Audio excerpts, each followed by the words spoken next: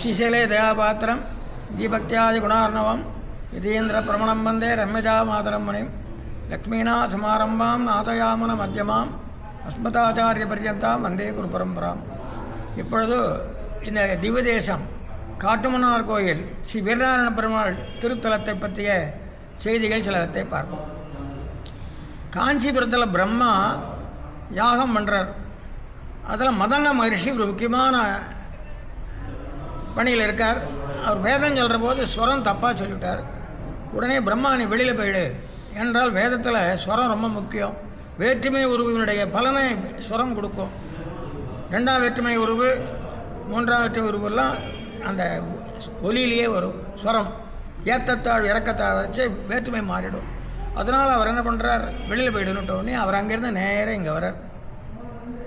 அங்கேருந்து நேராக வெளியில் கிளம்பி தெற்கு பக்கமாக வரார். வரும்போது ஸ்ரீமுஷ்ணத்துக்கு போகிறார். ஸ்வயம்பக்த க்ஷேத்திரம், பரமக்ஷேத்திரம். அங்கே தபஸ் பண்ணச்சு அந்த பெருமாள் என்ன சொன்னார், நீ இங்கேருந்து மன்னிய க்ஷேத்திரத்துக்கு போ. இந்த ஊருக்கு மன்னிய க்ஷேத்திரம்னு பேர். இந்த இடத்துல பண்ணுற புண்ணியத்துக்கு எல்லா காரியத்துக்கும் நிறைய பலன் உண்டு அப்படின்னு சொல்லி அந்த இங்கே தபஸ் பண்ணுனே என்று அனுப்புகிறார். அவர் அங்கேருந்து இங்கே வரார், தபஸ் பண்ணுறார். 12 வருஷ காலம் அன்னாகாரம் இல்லாத தபஸ் பண்ணுறார். உடனே பெருமாள் பிரத்யட்சமாகிறார். உனக்கு என்ன வேணும்னு கேட்குறாரு. நம்மளாக இருந்தால் எதோ அது வேணும் இது வேணும்னு கேட்போம். அவர் என்ன சொன்னார், எனக்கு ஒன்றும் வேண்டாம், தேவர் இங்கேயே எழுந்தொழிலிருந்து வரவாளுக்கெல்லாம் அனுகிரகம் பண்ணணும், அவருடைய இஷ்டங்களை பூர்த்தி வைக்கணும், கட்டங்களை போக்கணும்னார். அப்படியே ஆகட்டும்னு சொல்லி அவர் இங்கே இருந்துட்டுருக்கார்.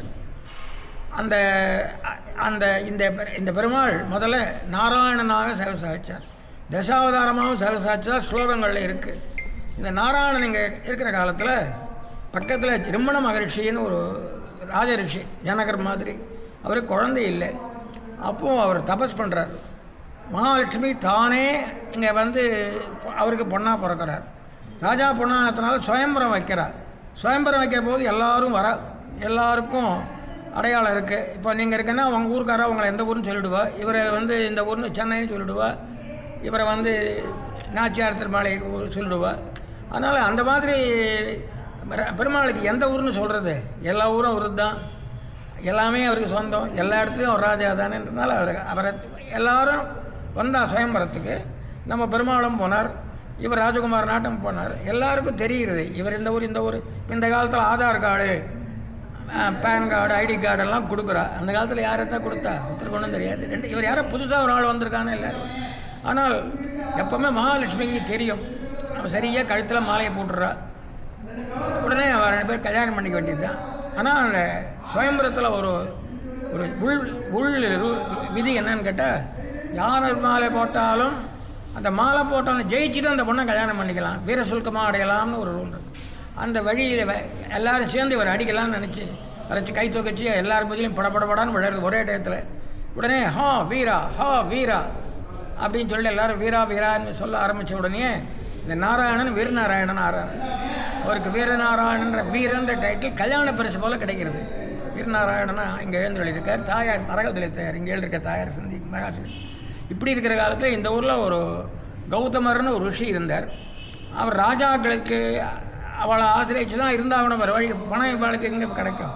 அதனால் இந்த ஊர் ராஜாவுக்கு நித்தியம் அக்ஷதையை கொண்டு போய் கொடுத்துட்டு அவர் எதாவது கொடுத்தா சிஷ்யாளுக்கு சாப்பாடு போடணும், அந்த ஆசிரமத்துக்கு வேண்டிய சௌகரியங்கள் பண்ணிக்கணும், ராஜாவை தெரிச்சிருக்க வேண்டியிருக்கு.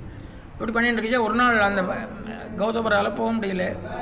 ஒரு சிஷ்யனை யாஜ்ஞவல்கியர் அனுப்பிச்சிடார். அவர் போய் பார்க்குறார், ராஜா இல்லை. அக்ஷதையை வச்சுட்டு வந்துடுறார். மறுநாள் வந்து ராஜா நேற்று யார் வந்தால் பார்க்கலையே நாராயணன், இந்த மாதிரி ஒரு சிஷ்ய பிள்ளை வந்தால் எங்கே வச்சான்னா அந்த இடத்துல பார்த்தா அந்த அளவுக்கு புஷ்ப செடி இருந்துதான். அக்ஷதையை போட்டால் புஷ்ப செடி வளர அளவுக்கு தபஸ் உள்ளவன் யார் இருக்கான், அவனை கையாலேயே நித்தியம் அவராலேயே பிரசாதம் கொண்டு சொல்கிறான். இது வந்து சொன்னார் அவர்கிட்ட, ராஜா கிட்ட. துதனன் சொன்னான், நாளிலேருந்து உங்கள் சிஷ்யராமன் நேற்றுக்கு வந்தாராம அவர் கையாலேயே அக்ஷதை அவர் கூட அவர் சொன்னார், நாளே நீ போப்பா எனக்கு பதிலாக படிக்க வந்தேனா இல்லை ராஜா பின்னால் சுத்தம் வந்தானான்னு கேட்டாரான். உடனே கோபம் வந்துடுத்தவருக்கு, நீ வந்து சிஷ்ய லட்சணம் மீறி என்னை எதிர்த்து பேசுனதுனால நீ வந்து எங்கிட்ட கத்த வித்தையெல்லாம் ஒப்பிச்சிடு. அப்படி ஒப்பிக்கிறதுனா டிசோன், இங்கிலீஷில் சொன்னால் டிசோன், விட்டுவிடணும். அப்படியே கக்கினாராங்க. அதுதான் வேத புஷ்கரணி. வேத புஷ்கரணின்னு சொல்கிறோமே, இந்த பெருமாள் நேர எதிர இருக்கு அந்த குளம் வந்து வேத புஷ்கரணின்னு பேர். இதுக்கு புஷ்கரணிக்கு வேத புஷ்கரணின்னு பேர். வேத புஷ்கரணி கரையில் யார் ஒருத்தர் ஒரு நல்ல காரியம் பண்ணுறாலோ லட்சம் மடங்கு பலன் கொடுக்கும். பிதர்களுக்கு அங்கே தியானம் சார்த்தம் பண்ணால் பிதர்களுக்கு நல்லது நடக்கும். ஒரு கல்யாணம் பண்ணி வச்சா 100 கல்யாணம் பண்ணி அது மாதிரி ரொம்ப நல்ல பலன் கொடுக்கக்கூடிய கரை புஷ்கரணி. கங்கை போல் கங்கை அது மாதிரி அந்த வேத புஷ்கரணி இங்கே இருக்குது. அது இந்த ஊரில் புஷ்கரணி விசேஷம். நந்தியாவட்ட தலவருஷம். இந்த பெருமாள் ஒரு வருஷமும் இதுக்கு போகிறார்,